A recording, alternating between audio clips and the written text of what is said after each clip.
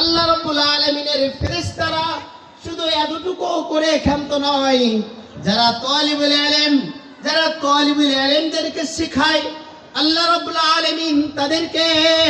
তাদের মাগফিরাতের জন্য আল্লাহ রাব্বুল আলামিনের যত ধরনের সৃষ্টিকত আছে, যত ধরনের মাখলুকাত আছে,